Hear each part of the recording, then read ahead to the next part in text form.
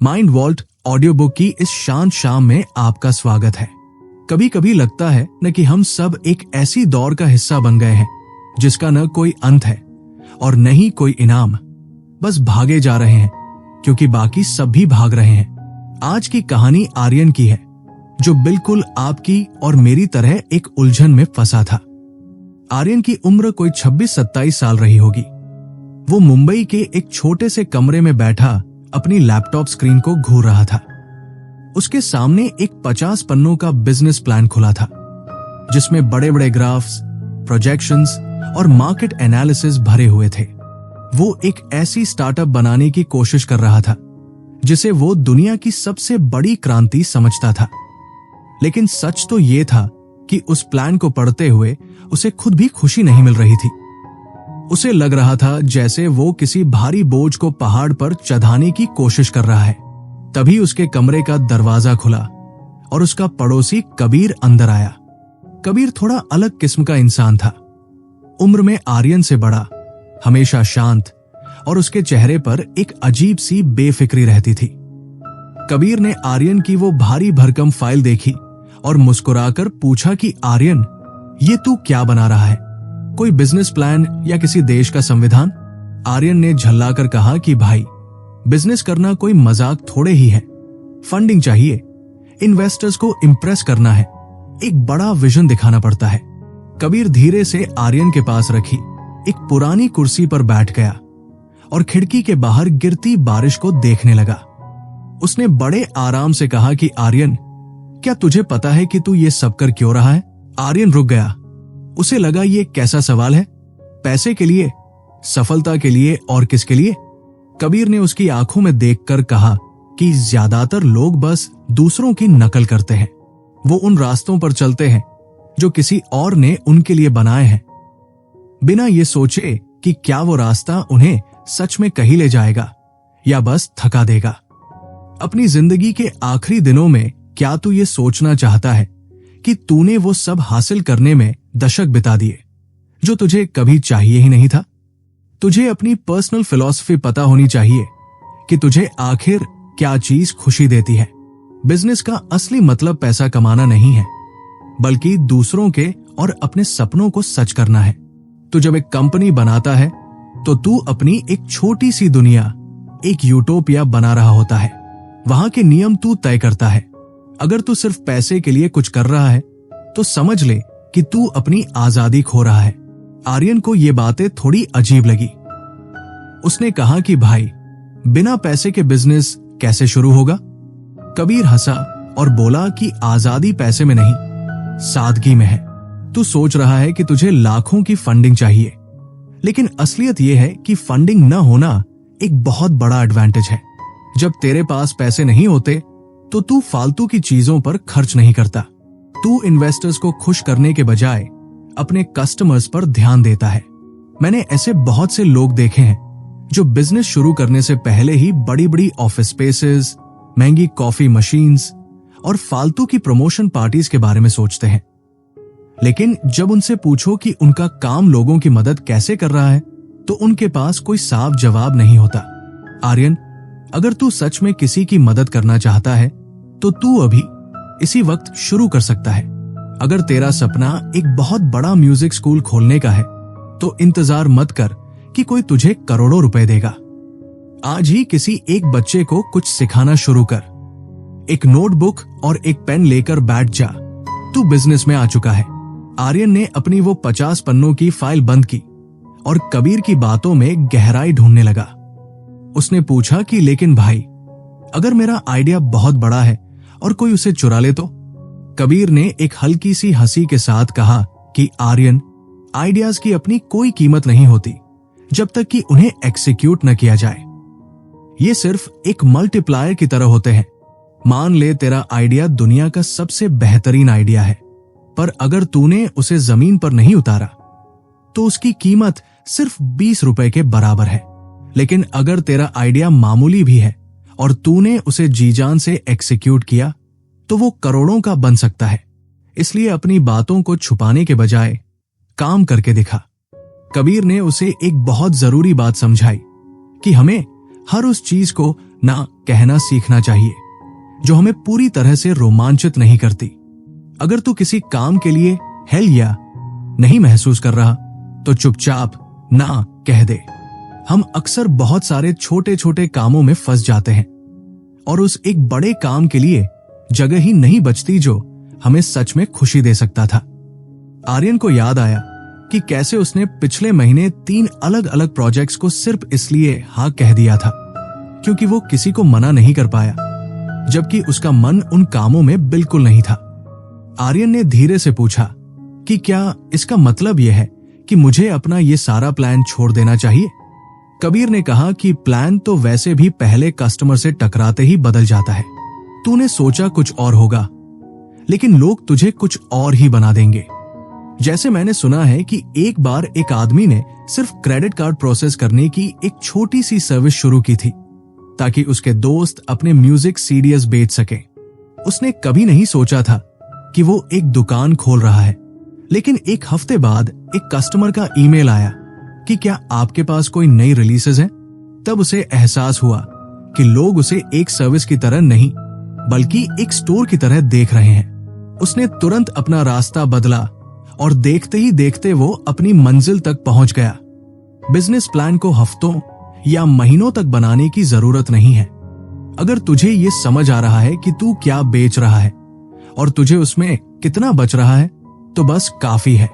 बाकी सब सिर्फ बारीकियां हैं। आर्यन को धीरे धीरे समझ आ रहा था कि वो जिन चीजों को बाधा समझ रहा था वो असल में मौके थे। कबीर ने आगे बढ़ते हुए कहा कि आर्यन, जब तू कुछ ऐसा बनाता है जो लोगों को सच में चाहिए तो तुझे उसे बेचने के लिए धक्का नहीं मारना पड़ता। तूने कभी कोई ऐसा गाना सुना है जो पहली बार सुनते ही दिल में उतर जाए? वो एक हिट होता है। तूने शायद पिछले कई सालों से बहुत मेहनत की होगी, दरवाजों को खटखटाया होगा, लेकिन सब बंद मिले होंगे।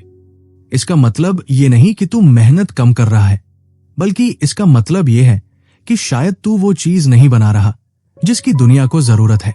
अगर लोग तेरे काम को देखकर ये नहीं कह रहे कि वाह, मुझे इसकी सख्त जरूरत है, तो वापस जा और फिर से कुछ नया बना। हार मत मान, बस अपनी दिशा बदल। सफलता जिद में नहीं, लगातार सुधार करने और नई चीजें ईजाद करने में है। आर्यन ने महसूस किया कि उसकी पूरी सोच ही उल्टी थी। वो सोच रहा था कि दुनिया को उसके प्लान के हिसाब से चलना चाहिए, जबकि उसे दुनिया की जरूरतों को सुनकर अपना रास्ता बनाना था। कबीर कमरे से बाहर जाने के लिए उठा, लेकिन दरवाजे पर रुककर उसने एक आखिरी बात कही कि आर्यन, तू इस दुनिया का मालिक है जिसे तू बना रहा है। यहाँ के कायदे तू खुद तय कर सकता है। तुझे किसी को इम्प्रेस करने की जरूरत नहीं है, नहीं किसी धम्बिये टेक्स्ट बुक के हिसाब से चलने की। अगर तुझे सादगी पसंद है तो अपने बिजनेस को सादा रख। अगर तुझे बड़े क्लाइंट्स के नखरे नहीं उठाने तो हजारों छोटे ग्राहकों की सेवा कर। छोटे ग्राहकों की ताकत यह है कि अगर एक चला भी जाए तो तुझे फर्क नहीं पड़ता, तू अपनी शर्तों पर जी सकता है। आर्यन ने अपने कमरे की बत्तियां बुझा दी और अंधेरे में बैठा उस सादगी के बारे में सोचने लगा जिसका कबीर ने जिक्र किया था। उसे पहली बार महसूस हुआ कि उसके अंदर का डर कम हो रहा है और एक नई किस्म की शांति उसकी जगह ले रही है। उसे अब बड़ी बड़ी बातों से नहीं बल्कि उस छोटे से पहले कदम से जुड़ाव महसूस हो रहा था जो वो कल सुबह उठा सकता था। कबीर की बातें उसके जहन में गूंज रही थी। जिंदगी का असली मकसद सिर्फ खुश रहना है और तू वही कर जो तुझे सच में खुशी दे। आर्यन ने गहरी सांस ली। अब उसकी आंखें उस भारी लैपटॉप स्क्रीन पर नहीं बल्कि कमरे की खिड़की से दिखने वाले उस खुले आसमान पर थी जहां से संभावनाओं की बारिश हो रही थी। अगली सुबह जब आर्यन उठा तो बारिश थम चुकी थी, पर उसके दिमाग में विचारों का शोर अभी भी जारी था। उसने अपनी पुरानी आदत के मुताबिक फिर से लैपटॉप खोला और प्राइसिंग के पेचीदा कैलकुलेशंस करने लगा। तभी कबीर उसके कमरे के पास से गुजरा और उसे उलझा हुआ देख मुस्कुरा दिया। कबीर ने कहा कि आर्यन, तूने अपनी एक्सेल शीट में इतने सारे नंबर्स भर दिए हैं कि तू खुद ही भूल जाएगा कि तू कमा क्या रहा है, जबकि एक अच्छा बिजनेस प्लान वो है जिसे समझने में कुछ मिनटों से ज्यादा का वक्त न लगे। उसने उसे वुडस्टॉक के एक छोटे से रिकॉर्ड स्टोर की कहानी सुनाई, जहां एक महिला सिर्फ 2 सरल नियमों पर काम करती थी। कलाकार अपनी कीमत खुद तय करते थे और वो स्टोर हर बिक्री पर सिर्फ $4 का एक फ्लैट कट रखता था। आर्यन हैरान था कि क्या इतने सरल मॉडल से भी कोई करोड़ों कमा सकता है, पर कबीर ने उसे बताया कि यही सादगी आने वाले 6 सालों तक उस बड़ी कंपनी की कमाई का इकलौता जरिया बनी रही। असल में जब तू किसी चीज को बहुत ज्यादा जटिल बना देता है तो तू अपने ग्राहकों को उलझा देता है, जबकि व्यापार तो कॉमन सेंस का खेल है।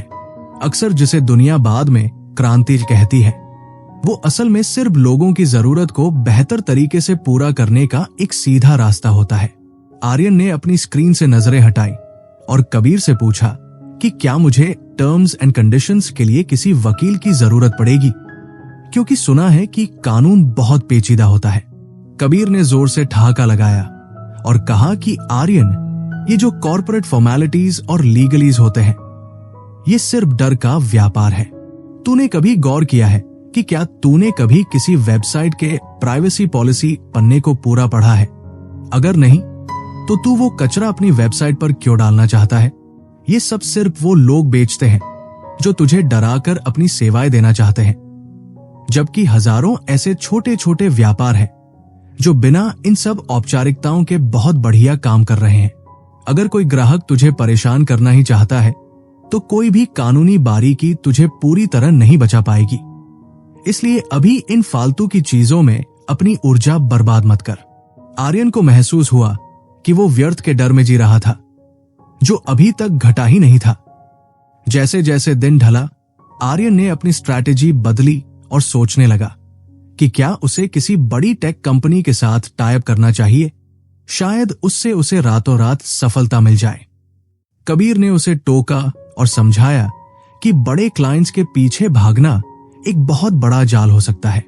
जब तू सिर्फ कुछ बड़े लोगों के लिए काम करता है तो तू अपनी आजादी खो देता है और वो क्लाइंट ही तेरा असली बॉस बन जाता है। तू अपनी मर्जी से कुछ नहीं कर पाता क्योंकि तुझे हर वक्त उन्हें खुश रखना पड़ता है, और इस चक्कर में तू दुनिया की बाकी जरूरतों से कट जाता है। इसके बजाय हजारों छोटे ग्राहकों की सेवा करने में असली ताकत है। अगर उनमें से एक छोड़कर चला भी जाए तो भी तेरा घर चलता रहेगा और तू अपनी शर्तों पर काम कर पाएगा।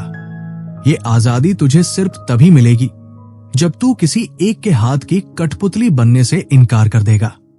आर्यन ने अपनी नोटबुक में प्राउडली एक्सक्लूड पीपल लिखा, क्योंकि कबीर ने उसे एक बहुत ही अजीब पर गहरी बात बताई थी। कबीर ने कहा कि तू सबको खुश करने की कोशिश मत कर, क्योंकि जो सबको खुश करना चाहता है वो किसी का भी ध्यान अपनी तरफ नहीं खींच पाता। तुझे पूरे आत्मविश्वास के साथ ये कहना आना चाहिए कि तू क्या नहीं है। उसने लॉस एंजलिस के उस होटल कैफे का उदाहरण दिया जहां गाना बजते वक्त बात करना सख्त मना था और कलाकार को यह हक था कि वो गाना रोककर बात करने वाले को बाहर जाने को कह दे। इसी एक नियम की वजह से वो जगह सबसे मशहूर संगीत क्लब बन गई, क्योंकि वहां सिर्फ वही लोग आते थे जो संगीत की कद्र करते थे। जब तू 99% दुनिया को गर्व से बाहर रखता है, तब वो बचा हुआ 1% तुझे अपना मसीहा मानने लगता है, क्योंकि तूने उन्हें खास महसूस कराया है। बातों बातों में आर्यन ने पूछा कि क्या उसे विज्ञापन पर पैसे खर्च करने चाहिए, तो कबीर ने उसे अपने यूटोपियन परफेक्ट वर्ल्ड के विचार के बारे में बताया। उसने पूछा कि क्या कभी किसी ग्राहक ने तुझसे आकर यह कहा है कि यार, तुम्हारी वेबसाइट पर विज्ञापन कम लग रहे हैं, थोड़े और बढ़ा दो? जवाब जाहिर था कि नहीं। अगर तूने अपनी दुनिया खुद बनाई है तो उसमें वो सब क्यों डालना जो तुझे खुद पसंद नहीं? पैसा कमाना व्यापार की जरूरत हो सकती है, पर वो व्यापार का इकलौता मकसद नहीं होना चाहिए। जब तू पैसे के पीछे भागना छोड़कर सिर्फ लोगों की मदद करने और उन्हें खुश करने पर ध्यान देता है, तो पैसा अपने आप तेरे पास आता है।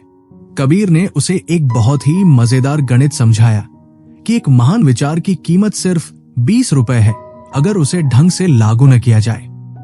असली जादू तो एग्जीक्यूशन में है, एक मामूली सा विचार भी अगर बेहतरीन तरीके से लागू किया जाए तो वो करोड़ों का मूल्य पैदा कर सकता है। शाम की चाय पीते वक्त कबीर ने आर्यन को एक पुरानी बात याद दिलाई कि हम अक्सर सोचते हैं कि हमारे पास सिर्फ एक ही रास्ता है। उसने उसे अपने पुराने संगीत शिक्षक की याद दिलाई, जो एक ही गाने को अलग अलग सुरों में, कभी बहुत तेज तो कभी बहुत धीरे गवाते थे, ताकि ये साबित हो सके कि एक ही काम को करने के अनंत तरीके हो सकते हैं। आर्यन, तूने जो प्लान बनाया है वो सिर्फ एक विकल्प है। क्या होगा अगर तेरे पास सिर्फ 1000 रुपए हो? क्या होगा अगर तुझे ये काम बिना वेबसाइट के करना पड़े? जब तू अपनी मान्यताओं को तोड़कर 10 अलग अलग रास्तों के बारे में सोचता है, तब तू सच में आजाद होता है। तुझे किसी बड़े विजन की जरूरत नहीं है। बस आज किसी की मदद करने पर ध्यान दे, कल की फिक्र कल पर छोड़ दे। आर्यन ने महसूस किया कि कबीर की ये बातें सिर्फ व्यापार के बारे में नहीं थी, बल्कि ये एक ऐसे इंसान की आवाज थी जो सच में अपनी शर्तों पर जीना सीख गया था। माइंड वॉल्ट ऑडियो बुक की ये चर्चा जारी रहेगी, जहां आर्यन अब अपने काम में छोटे छोटे मानवीय स्पर्श डालने की कोशिश करेगा और देखेगा कि कैसे छोटी चीजें बहुत बड़ा बदलाव लाती है। आर्यन ने अब धीरे धीरे अपने काम की छोटी शुरुआत कर दी थी, पर अब उसे एक नई उलझन महसूस होने लगी थी। उसे लग रहा था कि एक असली बिजनेस को बहुत ही गंभीर और फॉर्मल होना चाहिए। वो घंटों बैठकर अपने ग्राहकों के लिए एक शिपिंग कंफर्मेशन ईमेल लिख रहा था, जिसमें your order has been processed जैसे भारी भरकम और बोरियत भरे शब्दों का इस्तेमाल किया गया था। तभी कबीर उसके कमरे में दाखिल हुआ और उसने वो ईमेल पढ़कर अपना सिर पकड़ लिया। कबीर ने आर्यन को समझाया कि जब तू अपनी एक दुनिया बना रहा है तो तू उसे वैसा क्यों नहीं बनाता जैसी तू चाहता है कि वो हो। उसने आर्यन को बताया कि पहले सीडी बेबी का ईमेल भी ऐसा ही रूखा और साधारण था, लेकिन फिर एक दिन इसे बदलने का फैसला लिया गया ताकि लोगों के चेहरे पर मुस्कान आ सके। कबीर ने उसे उस मजेदार ईमेल के बारे में बताया जिसमें लिखा था कि आपकी सीडी को स्टेरिलाइज दस्तानों के साथ एक मखमल के तकिए पर रखा गया है और 50 लोगों की टीम ने उसे पॉलिश किया है।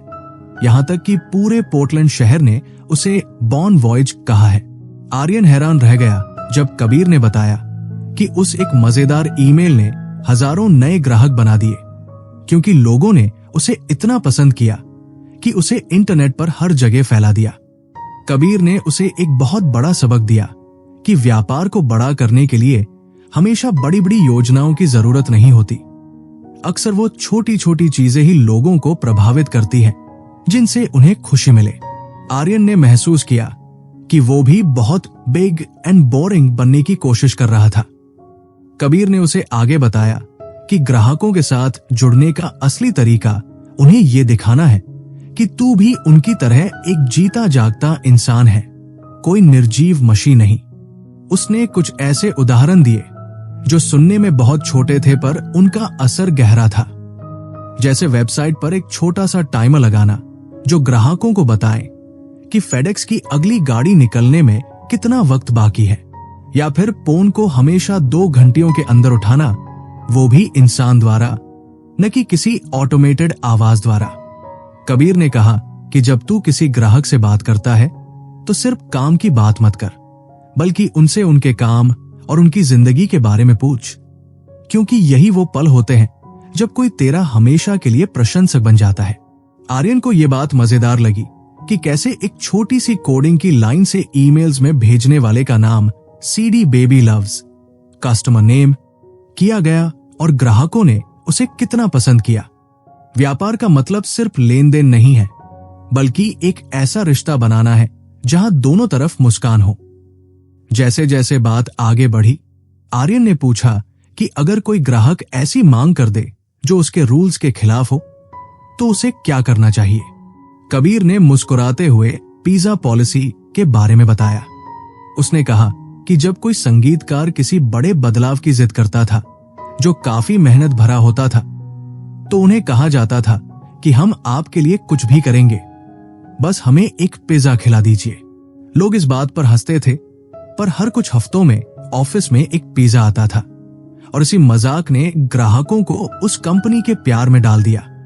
कबीर ने उसे उस रबर स्क्विड वाली कहानी भी सुनाई, जहां एक ग्राहक ने मजाक में स्क्विड की मांग की थी और वेयरहाउस के लड़कों ने सच में उसे एक पैकेट भेज दिया।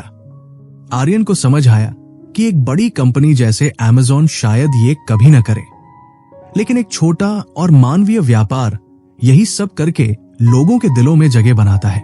उसे एहसास हुआ कि फॉर्मेलिटी सिर्फ दूरी पैदा करती है, जबकि सादगी और हल्का फुल्का मजाक लोगों को करीब लाता है। पर कबीर ने आर्यन को एक चेतावनी भी दी। उसने कहा कि आजादी और मस्ती का ये मतलब नहीं है कि तू अपनी जिम्मेदारियों से पूरी तरह आंखें मूंद ले।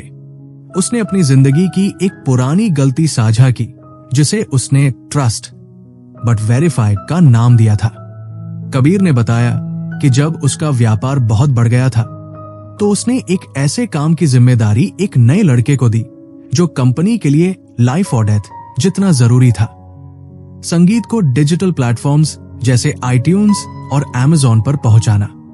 कबीर ने उस लड़के पर पूरा भरोसा किया, क्योंकि उसने वादा किया था कि वो हर हफ्ते सारा काम पूरा करेगा।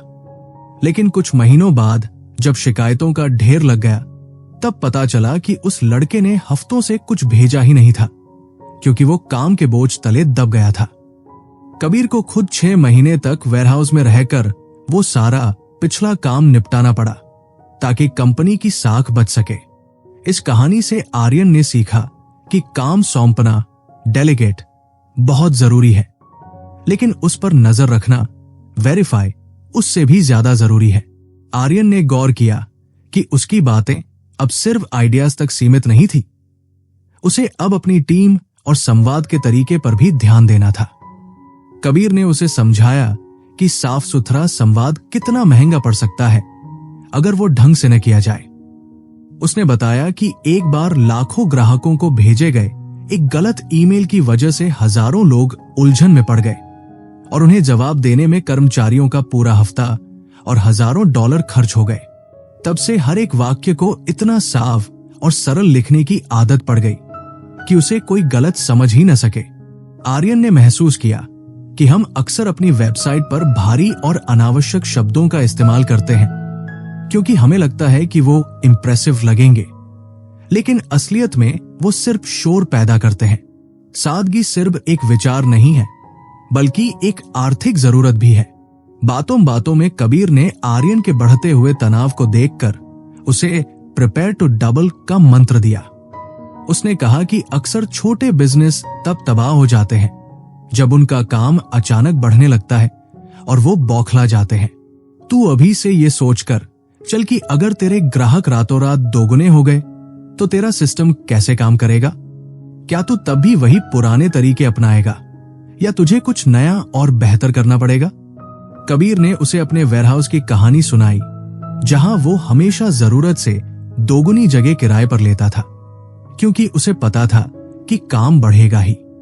आर्यन को समझ आया कि आई कांट हैंडल दिस वाला संदेश ग्राहकों को डरा देता है, जबकि come on in, we've got plenty of room वाला नजरिया नए मौकों को आकर्षित करता है।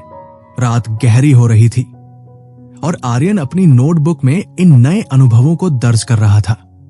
उसे समझ आ रहा था कि एक सफल बिजनेस खड़ा करने का मतलब सिर्फ मुनाफा कमाना नहीं, बल्कि एक ऐसी कार्यप्रणाली बनाना है जो मानवीय भी हो और व्यवस्थित भी।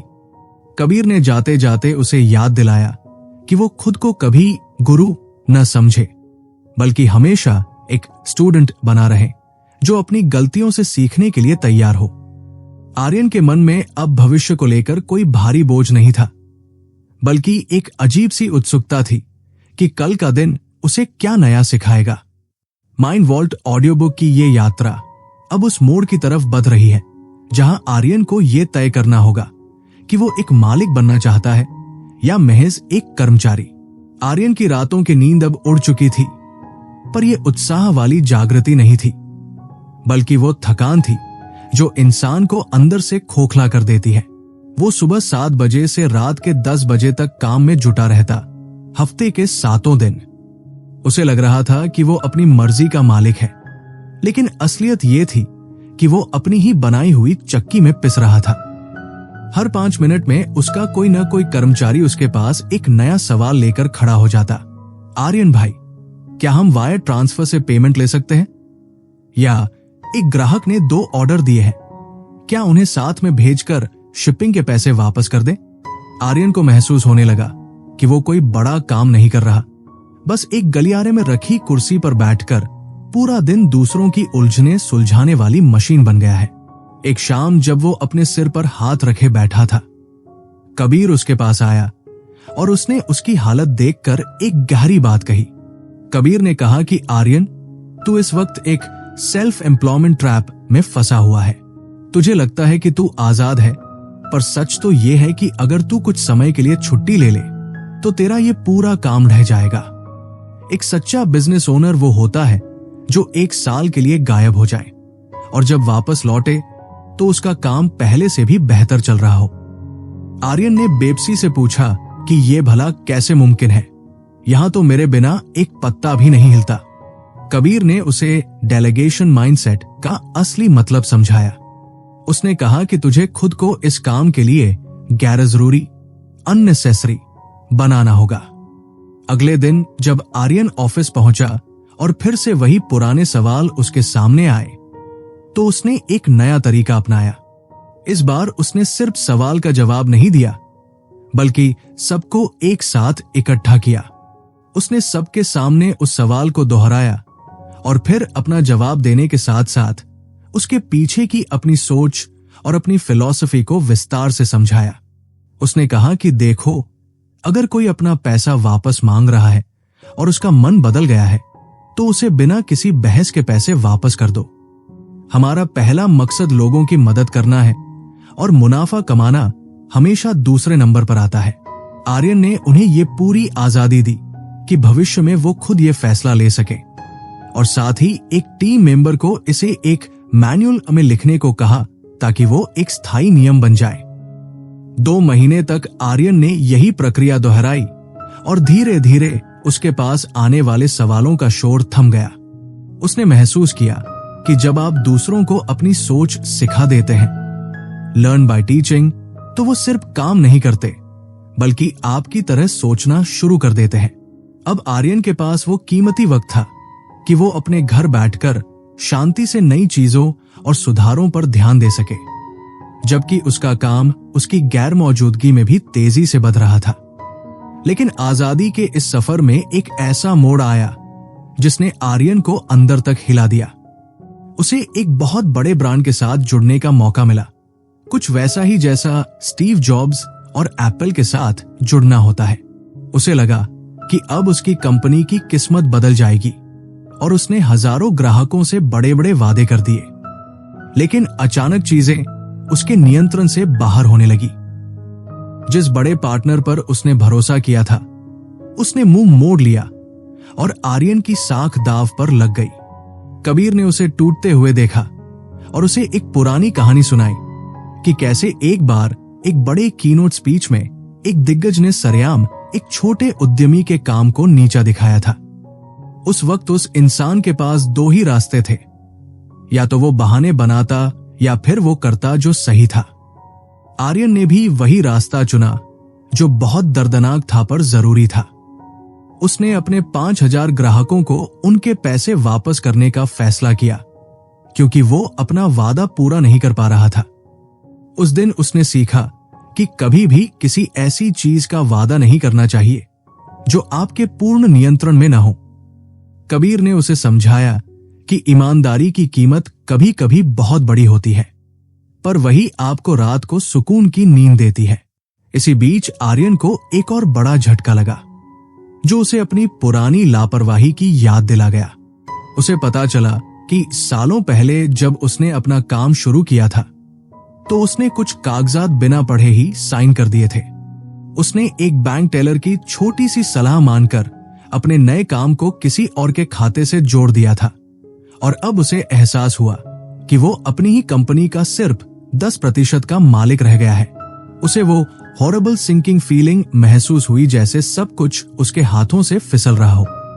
अपनी ही कंपनी को वापस हासिल करने के लिए उसे लाखों रुपए चुकाने पड़े, जिसे उसने अपना मल्टीमिलियन डॉलर मिस्टेक कहा। कबीर ने उसे ढांढस बंधाया और कहा कि कभी कभी हमें अपनी आजादी वापस खरीदने के लिए भारी कीमत चुकानी पड़ती है, पर यह सबक भी उतना ही कीमती है। हमें अपनी रचनात्मकता, क्रिएटिव इनपुट को कभी भी कागजी औपचारिकताओं और दूसरों की सलाह पर कुर्बान नहीं करना चाहिए। आर्यन ने अब समझ लिया था कि व्यापार सिर्फ मुनाफा कमाने का जरिया नहीं है, बल्कि ये होने, बीइंग के बारे में है, न कि सिर्फ रखने, हैविंग के बारे में। उसने महसूस किया कि वो सिर्फ एक कंपनी का मालिक नहीं होना चाहता, बल्कि वो एक कुशल इंसान, एक कलाकार और एक आजाद रूह बनना चाहता है। कबीर ने उसे एक मैराथन का उदाहरण दिया कि अगर आप मैराथन में दौड़ते हैं तो आप ये नहीं चाहेंगे कि कोई टैक्सी आपको फिनिश लाइन तक छोड़ दे। असली खुशी उस दौड़ में, उस सीखने की प्रक्रिया में और उस संघर्ष में है जो आपको बेहतर बनाता है। आर्यन अब अपनी कंपनी को $1 बिलियन की कंपनी बनाने के पीछे नहीं भाग रहा था, बल्कि वो एक ऐसी छोटी सी दुनिया बनाना चाहता था जहां वो और उसके ग्राहक दोनों खुश रह सके। उसे समझ आ गया था कि पैसा सिर्फ खुशी पाने का एक साधन है, और अगर वो साधन ही आपके सिर का दर्द बन जाए तो उसका कोई मोल नहीं। माइंड वॉल्ट ऑडियो बुक की ये शांत शाम अब आर्यन को उस आजादी की तरफ ले जा रही थी जहां वो अपनी शर्तों पर अपनी किस्मत लिख सके। आर्यन की कंपनी अब एक छोटे से बीज से बढ़कर एक घना दरख्त बन चुकी थी। उसके ऑफिस में अब 80-85 लोग काम कर रहे थे। उसे याद आया कि जब उसने शुरुआत की थी तो वो सिर्फ अपने दोस्तों की मदद करना चाहता था, लेकिन अब माहौल बदल गया था। वो अपनी टीम को सशक्त, एम्पावर बनाना चाहता था, इसलिए उसने उन्हें पूरी आजादी दे दी। जब उन्होंने पूछा कि ऑफिस का नया नक्शा कैसा हो, तो आर्यन ने कह दिया कि जैसा तुम्हें ठीक लगे। जब बात स्वास्थ्य बीमा, हेल्थ केयर की आई तो उसने कहा कि तुम लोग खुद तय कर लो, मैं बस पैसे भर दूंगा। यहां तक कि जब उन्होंने मुनाफे की हिस्सेदारी, प्रॉफिट शेयरिंग की योजना मांगी तो आर्यन ने वही पुरानी बेफिक्री दिखाई और कहा कि जो तुम्हें सबसे अच्छा लगे वही चुन लो। उसे गर्व महसूस हुआ जब उसकी कंपनी को बेस्ट प्लेस टू वर्क का खिताब मिला। उसे लगा कि वो एक बहुत ही उदार और कूल बॉस बन गया है, लेकिन हकीकत कुछ और ही थी। एक सुबह उसके अकाउंटेंट का फोन आया जिसकी आवाज में हैरानी थी। उसने पूछा कि आर्यन, क्या तुम्हें पता है कि तुम्हारे कर्मचारियों ने एक ऐसी योजना बनाई है जिसमें कंपनी का सारा मुनाफा वो खुद को ही बांट रहे हैं? आर्यन के पैरों तले जमीन खिसक गई।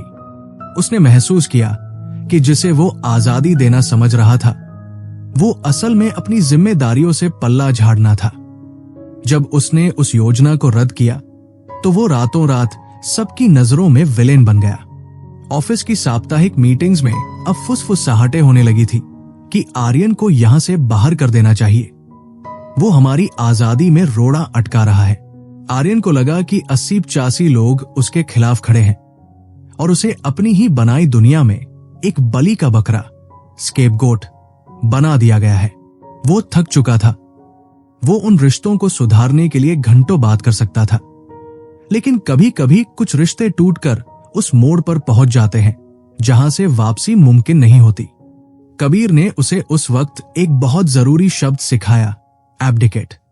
कबीर ने कहा कि आर्यन, सौंपने, डेलीगेट और त्यागने, एब्डिकेट में बहुत बड़ा फर्क है। जब एक राजा सिंहासन छोड़ देता है तो उसे एब्डिकेट करना कहते हैं। तूने अपने कर्मचारियों को अधिकार तो दिए, लेकिन उनके साथ मिलने वाली जिम्मेदारी और जवाबदेही खुद से दूर कर दी। तूने उन्हें सारी शक्ति दे दी पर दिशा नहीं दी। आर्यन ने कबीर की बात को गहराई से समझा। उसने महसूस किया कि वो अब इस भीड़ का हिस्सा नहीं रहना चाहता। उसने फैसला किया कि वो अपने ऑफिस कभी वापस नहीं जाएगा। वो लंदन में एक दोस्त के घर चला गया और वहां की एकांत में उसने वो काम करना शुरू किया जिसे वो सबसे ज्यादा प्यार करता था, प्रोग्रामिंग। अगले कुछ महीनों तक आर्यन सिर्फ कोड लिखता रहा। उसने अपनी वेबसाइट के पूरे सिस्टम को नए सिरे से तैयार किया। वो उसका सबसे गर्व भरा काम था। शानदार, व्यवस्थित और कुशल सॉफ्टवेयर। लेकिन जब उसने भविष्य की योजनाओं पर गौर किया तो उसका दिल बैठ गया। उसके पास करने के लिए 20 से ज्यादा नए प्रोजेक्ट्स थे, लेकिन उनमें से किसी में भी उसे वो पुराना उत्साह महसूस नहीं हो रहा था। उसे एहसास हुआ कि उसने अपने सारे लक्ष्य बहुत पहले ही पूरे कर लिए हैं और अब उसके पास कोई नया नजरिया या विजन नहीं बचा है। उसी हफ्ते उसे 3 अलग अलग कंपनियों के फोन आए जो उसका काम खरीदना चाहती थी। हर बार की तरह उसने पहले तो ना कह दिया, लेकिन उस हफ्ते के अंत में उसने अपनी डायरी खोली और खुद से एक सवाल पूछा, अगर मैं इसे बेच दूं तो क्या होगा? इस बार जवाब ने उसे चौंका दिया। उसे 80-85 लोगों की जिम्मेदारी से आजाद होने का विचार बहुत सुकून देने वाला लगा। वो बाहर निकलना चाहता था, फिर से आजाद महसूस करना चाहता था। उसे लगा कि अब उसके लिए असली चुनौती कंपनी चलाना नहीं, बल्कि उसे छोड़कर आगे बढ़ना है।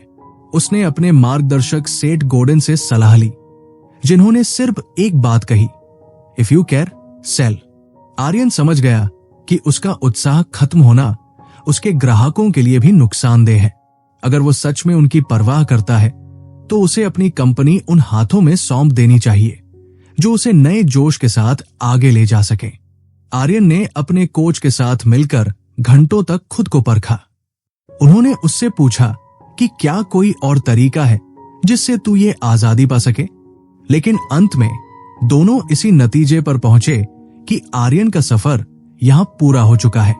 जैसे किसी कॉलेज से ग्रेजुएशन के बाद या किसी पुराने घर को छोड़ते वक्त इंसान भावनात्मक रूप से अलग हो जाता है, आर्यन ने भी खुद को अलग कर लिया। वो अब सिर्फ कागजों पर उस कंपनी का हिस्सा था, लेकिन उसकी रूह कही और उड़ान भरने को तैयार थी। उस रात जनवरी की 18 तारीख को वो बहुत सुकून से सोया, जैसे किसी भारी बोझ से आजाद हो गया हो। उसे एहसास हुआ कि ये अंत नहीं है, बल्कि एक नई कहानी की शुरुआत है, जिसकी झलक उसे अगली सुबह आने वाले नए विचारों में मिल रही थी। उसने उन कंपनियों में से उसे चुना जिसने कम पैसे की बोली लगाई थी, लेकिन जो उसके ग्राहकों की जरूरतों को बेहतर समझती थी। पैसा कभी उसके लिए सबसे बड़ा पैमाना था ही नहीं। माइंड वॉल्ट ऑडियो बुक की इस कहानी में आर्यन अब उस आजादी के दरवाजे पर खड़ा था, जहां उसे ये तय करना था कि उस बड़ी रकम का वो क्या करेगा जो उसे अपनी बरसों की मेहनत के बदले मिलने वाली थी। जब आर्यन के हाथों में उस बिक्री के दस्तावेज आए तो उसे लगा कि जैसे बरसों से उसकी पीठ पर लदा कोई भारी पत्थर अचानक हट गया हो। वो कंपनी जिसे उसने शून्य से खड़ा किया था अब $22 मिलियन में बिक चुकी थी। उसके बैंक खाते में इतनी बड़ी रकम थी कि वो अपनी 7 पुश्तों के लिए ऐशो आराम खरीद सकता था। लेकिन अजीब बात यह थी कि उसे कोई बहुत बड़ी जीत महसूस नहीं हो रही थी। वो मुंबई के उसी पुराने कमरे में कबीर के साथ बैठा था, जहां इस सफर की शुरुआत हुई थी। आर्यन ने कबीर से कहा कि भाई, लोग कहते हैं कि पैसा आने के बाद सब कुछ बदल जाता है, पर मुझे समझ नहीं आ रहा कि मैं इस पैसे का करूं क्या। कबीर ने एक हल्की सी मुस्कान के साथ खिड़की के बाहर देखा और उसे कर्ट वॉनेगट और जोसेफ हेलर की एक मजेदार कहानी सुनाई। वे दोनों एक अरबती की बहुत ही आलीशान पार्टी में गए थे, जहां वॉनेगट ने कहा कि देखो, इस इंसान के पास तो सब कुछ है। तब हेलर ने जवाब दिया कि हाँ, पर मेरे पास कुछ ऐसा है जो इसके पास कभी नहीं होगा, काफी, इनफ होने का एहसास। कबीर ने आर्यन की आंखों में झांक कर कहा कि आर्यन, असली आजादी ये नहीं है कि तू कितना खरीद सकता है, बल्कि ये है कि तू कितनी चीजों के बिना खुश रह सकता है। आर्यन को ये बात गहराई तक छू गई। उसने महसूस किया कि उसे न तो किसी बड़े बंगले की जरूरत है, न ही किसी महंगी कार या टीवी की। उसे तो वो सादगी पसंद थी जहां वो कहीं भी कभी भी जा सके, बिना किसी सामान के बोझ के। उसने एक बहुत ही साहसी फैसला लिया जो दुनिया की नजरों में पागलपन लग सकता था। उसने independent musicians charitable remainder unit trust नाम से एक चैरिटेबल ट्रस्ट बनाया। उसने अपनी कंपनी की सारी संपत्ति उस ट्रस्ट के नाम कर दी, जब उसकी कंपनी बिकी तो वो पैसा आर्यन के पास नहीं बल्कि उस ट्रस्ट के पास गया ताकि भविष्य में वो संगीत शिक्षा, म्यूजिक एजुकेशन के काम आ सके। इस ट्रस्ट का नियम यह था कि आर्यन को हर साल इसकी कुल कीमत का 5% हिस्सा मिलता रहेगा, जो उसकी एक साधारण और आरामदायक जिंदगी के लिए काफी था। बाकी सब कुछ हमेशा के लिए दान कर दिया गया। आर्यन ने कबीर को बताया कि वह ये सब किसी महानता या परोपकार के लिए नहीं कर रहा है, बल्कि इसलिए कर रहा है क्योंकि उसे पता चल गया है कि उसे खुशी किस चीज से मिलती है। उसे इस बात का गर्व था कि उसने एक ऐसा समझदारी भरा फैसला लिया जिसे अब वो चाहकर भी बदल नहीं सकता था।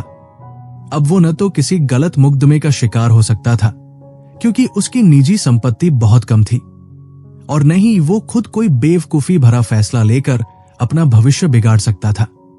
उसे वो अनमोल एहसास मिल गया था कि उसके पास काफी है। शाम ढल रही थी और आर्यन को अपना वो 10 साल का सफर एक फिल्म की तरह याद आ रहा था। उसने कबीर से कहा कि मुझे अब समझ आया कि व्यापार करना भी किसी कला, फाइन आर्ट्स की तरह ही रचनात्मक काम है। यहां आप उतने ही अनोखे और विचित्र हो सकते हैं जितना आप चाहें। एक व्यवसाय सिर्फ मुनाफा कमाने की मशीन नहीं है, बल्कि वह अपने निर्माता का एक प्रतिबिंब, रिफ्लेक्शन है। कुछ लोग अरबपति बनना चाहते हैं और हजारों लोगों की टीम चलाना चाहते हैं, तो कुछ लोग सिर्फ अकेले काम करना पसंद करते हैं। आर्यन ने स्वीकार किया कि जैसे जैसे उसकी कंपनी बड़ी होती गई, उसकी कहानियों से वो पुरानी खुशी कम होती गई। उसने ये बड़ा सबक सीखा कि वो 80-85 लोगों के बजाय 5 लोगों के साथ काम करने में ज्यादा खुश रहता था, और सबसे ज्यादा खुशी उसे तब मिलती थी जब वो बिल्कुल अकेला बैठकर कुछ बना रहा होता था। कबीर ने उसे याद दिलाया कि कोई फर्क नहीं पड़ता कि दुनिया क्या कहती है, तुझे सिर्फ उस चीज पर ध्यान देना चाहिए जो तुझे उत्साहित करती है, न कि उस पर जो तेरी ऊर्जा सोख लेती है। आर्यन ने अब पूरी तरह से महसूस कर लिया था कि आजादी बाहर की दुनिया में नहीं, बल्कि अपने अंदर के नियमों को तय करने में है। उसने अपनी कंपनी को अपने लिए एक स्वप्न, ड्रीम कम ट्रू बनाया था, और अंत में उसे छोड़ना ही उसके लिए सबसे बड़ा सपना बन गया। कबीर ने आर्यन का कंधा थपथपाया और कहा कि तूने अपनी एक छोटी सी आदर्श दुनिया, यूटोपिया बनाई जहां तूने नियमों को अपने हिसाब से बदला। अब तू अपनी जिंदगी के अगले अध्याय को भी वैसा ही बना सकता है। तूने ये साबित कर दिया है कि व्यापार सिर्फ पैसे के बारे में नहीं है, बल्कि दूसरों की मदद करने और खुद को बेहतर बनाने का एक रास्ता है। आर्यन मुस्कुराया क्योंकि उसे पता था कि अब वो किसी अदृश्य जूरी, इनविजिबल जूरी को प्रभावित करने की कोशिश नहीं कर रहा है। वो बस वही आर्यन था जो संगीत से प्यार करता था और जो अपनी शर्तों पर दुनिया को देखना चाहता था। सूरज पूरी तरह ढल चुका था और कमरे में एक शांत रोशनी फैल गई थी।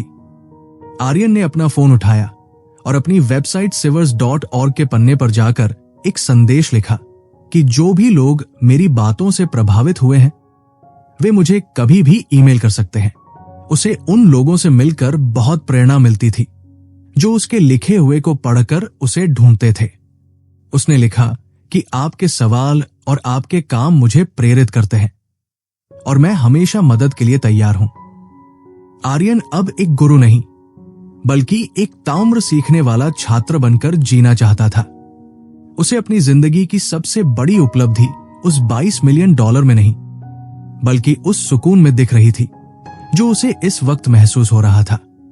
माइंड वॉल्ट ऑडियो बुक की इस कहानी का अंत यहां होता है, लेकिन आर्यन जैसे हर उस इंसान के लिए एक नई शुरुआत होती है जो ये समझ चुका है कि जिंदगी में सबसे कीमती चीज पैसा नहीं, बल्कि वो समय और वो खुशी है जिसे आप अपनी शर्तों पर जीते हैं। सादगी में ही वो ताकत है जो आपको दुनिया के शोर से बचाकर आपके असली अस्तित्व से मिलाती है। याद रखिए, आपकी दुनिया वैसी ही होगी जैसी आप उसे बनाना चाहेंगे, इसलिए उसे एक ऐसा सपना बनाइए जो सिर्फ आपका हो। माइंड वॉल्ट ऑडियो बुक की तरफ से आपको एक शांत और सुकून भरी रात की शुभकामनाएं।